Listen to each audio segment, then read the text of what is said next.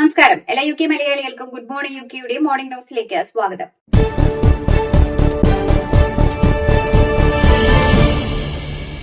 G20 ഉച്ചകോടിക്ക് പങ്കെടുക്കുവാനായി പ്രധാനമന്ത്രി Keir Starmer ജോഹന്നാസ്ബർഗിലെത്തി. ലോകത്തിലെ 20 പ്രധാന സമ്പദ്ഘടനകളെ ഒന്നിപ്പിക്കുന്ന വാർഷിക ഉച്ചകോടിയാണ് G20. ഉച്ചകോടി ആരംഭിക്കുന്നതിന് മുൻപായി ജോഹന്നാസ്ബർഗിലെ ഒരു ട്രെയിൻ ഡിപ്പോ കെയർ സ്റ്റാർമർ സന്ദർശിക്കും. ഡർബിയിൽ നിർമ്മിച്ച ട്രെയിനുകൾ സന്ദർശിച്ച ശേഷം ദക്ഷിണാഫ്രിക്കയ്ക്കായി തന്ത്രപ്രധാന ഉപദേശവും കൺസൾട്ടിംഗ് സേവനങ്ങളും നൽകുന്ന പുതിയ കരാർ അദ്ദേഹം പ്രഖ്യാപിക്കും. സർക്കാരിന്റെ ഉടമസ്ഥതയിലുള്ള ക്രോസ് റെയിൽ ഇന്റർനാഷണലാണ് ഈ സേവനം ദക്ഷിണാഫ്രിക്കയ്ക്കായി നൽകുന്നത്. വിയറ്റ്നാമിലേക്കും സമാന സേവനങ്ങൾ നൽകുവാൻ കരാർ ഒപ്പുവച്ചിട്ടുണ്ട്. 2050ഓടെ ലോക ജനസംഖ്യയുടെ വലിയൊരു ഭാഗം ആഫ്രിക്കയിലായിരിക്കുമെന്ന് ചൂണ്ടിക്കാട്ടി ആഫ്രിക്കയിൽ UK ബിസിനസുകൾക്കായി വൻ അവസരങ്ങൾ സൃഷ്ടിക്കുമെന്ന് ഡൌണിംഗ് സ്ട്രീറ്റും അറിയിച്ചു. അതേസമയം വംശീയ പീഡന ആരോപണങ്ങൾ ഉന്നയിച്ച US പ്രസിഡന്റ് ഡൊണാൾഡ് ട്രംപ് ഈ വർഷത്തെ ഉച്ചകോടിയിൽ നിന്ന് വിട്ടുനിൽക്കുകയാണ്. G20യിൽ US പങ്കെടുക്കാത്തത് അവരുടെ നഷ്ടം മാത്രമാണെന്ന് ദക്ഷിണാഫ്രിക്കൻ പ്രസിഡന്റ് സിറിൽ രാമഫോസ ഇതിനോട് പ്രതികരിക്കുകയും ചെയ്തു. ലിംഗഭേദം സംബന്ധിച്ച് ആശങ്കയുള്ള കുട്ടികളിൽ പ്രായപൂർത്തിയാകുന്നത് തടയുന്ന മരുന്നുകളുടെ അപകട സാധ്യതകളും നേട്ടങ്ങളും വിലയിരുത്തുന്നതിനായി UKയിൽ പുതിയ ക്ലിനിക്കൽ പരീക്ഷണം ആരംഭിക്കുന്നു.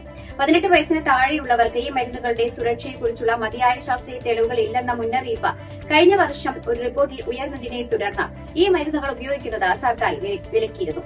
ഇപ്പോൾ ഈ ചികിത്സാ പരീക്ഷണത്തിന്റെ ഭാഗമായി പ്യൂബർട്ടിയിലൂടെയുള്ള 220ഓളം കുട്ടികളെ ഉൾപ്പെടുത്തിയാണ് പരീക്ഷണം നടത്തുന്നതെന്ന് ലണ്ടൻ കിങ്സ് കോളേജ് ഗവേഷകർ അറിയിച്ചു. ലിംഗപരിചയം സംബന്ധിച്ച സേവനങ്ങൾ ഉപയോഗിക്കുന്ന ജെൻഡർ ഇൻകോൺഗ്രുവൻസ് എന്ന രോഗനിർണയമുള്ള കുട്ടികളായിരിക്കും ഉൾപ്പെടുത്തുക. എല്ലാവരും പ്യൂബർട്ടി ആരംഭിച്ചവരായിരിക്കണം. പക്ഷേ 16 വയസ്സിന് താഴെയുള്ളവർക്ക് മാത്രമേ ഇതിൽ ഉൾപ്പെടുത്തുവാൻ സാധിക്കുകയുള്ളൂ. മരുന്നുകൾ അവരുടെ ശാരീരിക, മാനസിക, സാമൂഹ്യ ക്ഷേമത്തിൽ ഉണ്ടാക്കുന്ന സ്വാധീനങ്ങൾ പരിശോധിക്കുകയാണ് ലക്ഷ്യം. യുവജനങ്ങളുടെ ശാരീരിക മാനസികാരോഗ്യം മെച്ചപ്പെടുത്തുവാൻ സഹായിക്കുന്ന ക്ലിനിക്കൽ തെളിവുകൾ കണ്ടെത്തുന്നതാണ് പ്രധാന ലക്ഷ്യമെന്ന് യുവശാസ്ത്രജ്ഞ വിദഗ്ധ പ്രൊഫസർ എമിലി സൈമനോഫ് പറഞ്ഞു. എന്നാൽ ഇതിനെതിരെ ചില ആരോഗ്യ വിദഗ്ധർ മുന്നറിയിപ്പും നൽകിയിട്ടുണ്ട്. പ്യൂബർട്ടി ബ്ലോക്കുകൾ എന്നത് വളർച്ചാകാലം ആരംഭിക്കുന്നത് വൈകിപ്പിക്കുവാനോ തടയുവാനോ ഉപയോഗിക്കുന്ന മരുന്നുകളാണ്. ലിംഗപരിചയം ജനനസമയത്ത് രേഖപ്പെടുത്തിയ ലിംഗത്തോട് പൊരുത്തപ്പെടാത്ത കുട്ടികളിലും അതുമൂലം വിഷമം അനുഭവിക്കുന്നവരിലും ഇവ ഉപയോഗിച്ചു വരുന്നു.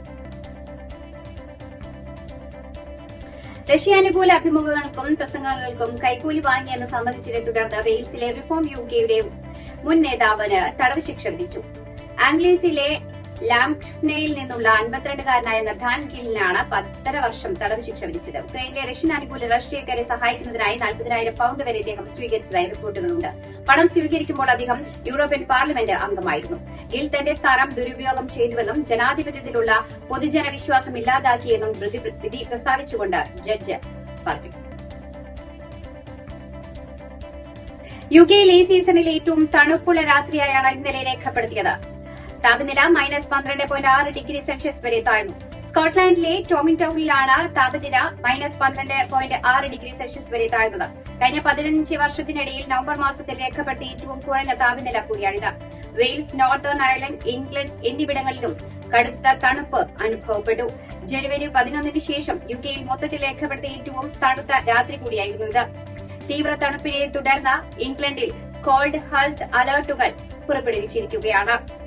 മുതിർന്നവരും ആരോഗ്യ പ്രശ്നങ്ങളുള്ളവരും ജാഗ്രത പാലിക്കണമെന്ന് UK ഹെൽത്ത് സെക്യൂരിറ്റി ഏജൻസി മുന്നറിയിപ്പ് നൽകിയിട്ടുണ്ട്. നോർത്ത് ഈസ്റ്റ് ഇംഗ്ലണ്ടിൽ ആംബർ മുന്നറിയിപ്പും നിലവിലുണ്ട്. ആഷസ് പരമ്പരയിലെ ആദ്യ ടെസ്റ്റിൽ ഓസ്ട്രേലിയക്കെതിരെ നിർണായക 1-ാം ഇന്നിംഗ്സ് ലീഡെടുത്ത ഇംഗ്ലണ്ട്. 2ാം ദിനം 123-ന് 9 വിക്കറ്റ് എന്ന നിലയിൽ ക്രീസിലെത്തിയ ഓസ്ട്രേലിയ 132 റൺസിന് ഓൾ ഔട്ടായി. ഇംഗ്ലണ്ടിന് 40 റൺസിന്റെ ലീഡ്. അവസാന ബാറ്ററായ നഥാൻ ലിയോണിനെ പുറത്താക്കി ബ്രൈൻഡൻ കാർട്സ് ആണ് ഓസീസ് ഇന്നിംഗ്സ് അവസാനിപ്പിച്ചത്.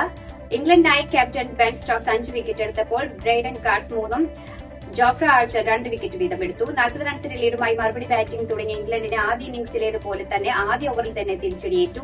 തുടർച്ചയായ 2ാം ഇന്നിംഗ്സിലും റണ്ണെടുക്കാതെ സാക് ക്രോളി മടങ്ങി. മിഷേൽ സ്റ്റാർക്കിനെ തകർപ്പൻ റിട്ടേൺ ക്യാച്ചിലാണ് ക്രോളി പുറത്തായത്. ഒടുവിൽ വിവരം ലഭിക്കുമ്പോൾ ഇംഗ്ലണ്ട് 164-ന് 9 വിക്കറ്റ് എന്ന നിലയിലാണ്. മോഹൻജി ഫൌണ്ടേഷനും ലണ്ടൻ ശ്രീ ഗുരുവായൂരപ്പൻ സേവാ സംഘവും ചേർന്ന് 12ാമത് ലണ്ടൻ ചെമ്പൈ സംഗീതോത്സവം സംഘടിപ്പിക്കുന്നു. ലണ്ടനിലെ ബാൻസ്റ്റഡിലുള്ള ബാൻസ്റ്റഡ് കമ്മ്യൂണിറ്റി ഹാളിൽ 29-ന് ഉച്ചയ്ക്ക് 3 മണി മുതൽ രാത്രി 10 വരെയാണ് സംഗീതോത്സവം നടക്കുക. തുടർന്ന് ദീപാരാധനയും ഉണ്ടായിരിക്കും. കൂടുതൽ വിവരങ്ങൾക്കായി രാജേഷ് രാമൻ, സുരേഷ് ബാബു, ഗണേഷ് ശിവൻ, സുഭാഷ് ശാർക്കര, രാമരാജൻ എന്നിവരുമായി ബന്ധപ്പെടാവുന്നതാണ്. കഴിഞ്ഞ ദിവസം ദുബായ് എയർ ഷോയ്ക്കിടെ തേജസ് യുദ്ധവിമാന അപകടത്തിൽ മരിച്ച വിംഗ് കമാൻഡർ നമാൻ സിയാലിന്റെ പിതാവ് അപകട വിവരം അറിഞ്ഞത് യൂട്യൂബിൽ വീഡിയോകൾ തിരയുമ്പോഴെന്ന് റിപ്പോർട്ടുകൾ. മകൻ പങ്കെടുക്കുന്ന എയർ ഷോയുടെ വീഡിയോകൾക്കായി യൂട്യൂബിൽ സ്ക്രോൾ ചെയ്യുന്നതിനിടെയാണ് അപകടം സംബന്ധിച്ച വാർത്തകൾ നമൻ സിയാലിന്റെ പിതാവ് ജഗന്നാഥ് സിയാലിന്റെ ശ്രദ്ധയിൽപ്പെടുന്നത്. ജഗന്നാഥ് സിയാലിനെ ഉദ്ധരിച്ച് ദി ഇന്ത്യൻ എക്സ്പ്രസ് ആണ് ഇത് റിപ്പോർട്ട് ചെയ്തിരിക്കുന്നത്. കൊച്ചി തേവര പോന്തുരുത്തിയിൽ ചാക്കിൽ കെട്ടിയ നിലയിൽ യുവതിയുടെ മൃതദേഹം കണ്ടെത്തിയ സംഭവത്തിൽ കൂടുതൽ വിവരങ്ങൾ പുറത്ത്. കൊല്ലപ്പെട്ടത് ലൈംഗിക തൊഴിലാളിയാണ് എന്നാണ് പ്രതിയായ ജോർജിന്റെ മൊഴി. കൊല്ലപ്പെട്ട സ്ത്രീയെ ഇന്നലെ രാത്രി എറണാകുളം സൌത്ത് റെയിൽവേ സ്റ്റേഷനിൽ നിന്ന് വീട്ടിലേക്ക് കൂട്ടിക്കൊണ്ടുവന്നതാണെന്ന് ജോർജ് പോലീസിന് മൊഴി നൽകി. വീട്ടിൽ വന്നതിന് ശേഷം ഇരുവരും തമ്മിൽ സാമ്പത്തിക തർക്കമുണ്ടായി. ഈ തർക്കത്തിനൊടുവിൽ ചുറ്റിക ഉപയോഗിച്ച് തലക്കടിച്ച് കൊന്നുവെന്നും ജോർജ് പോലീസിനോട് പറഞ്ഞു. കാക്കനാട് ശിശു സംരക്ഷണ കേന്ദ്രത്തിൽ മാനസിക വെല്ലുവിളി നേരിടുന്ന കുട്ടിയെ പീഡിപ്പിച്ചെന്ന പരാതി. 14-കാരിയായ മാനസിക പീഡനം നേരിടുന്ന ഇതര സംസ്ഥാനക്കാരിയായ പെൺകുട്ടിയെ പീഡിപ്പിച്ചെന്നാണ് പരാതി. പരാതിയിൽ ശിശു സംരക്ഷണ കേന്ദ്രത്തിലെ ജീവനക്കാർക്കെതിരെ പോസ്കോ കേസെടുത്തിട്ടുണ്ട്. അന്വേഷണം തുടങ്ങിയെന്ന് തൃക്കാക്കര പോലീസ് അറിയിച്ചു. ഇതോടുകൂടി വാർത്താ ബുള്ളറ്റിൻ ഇവിടെ അവസാനിക്കുകയാണ്. എല്ലാ പ്രേക്ഷകർക്കും നല്ലൊരു ദിനം ആശംസിക്കുന്നു. കൂടുതൽ വാർത്തകളുമായി നാളെ കണ്ടുമുട്ടാം. എല്ലാവർക്കും നന്ദി, നമസ്കാരം.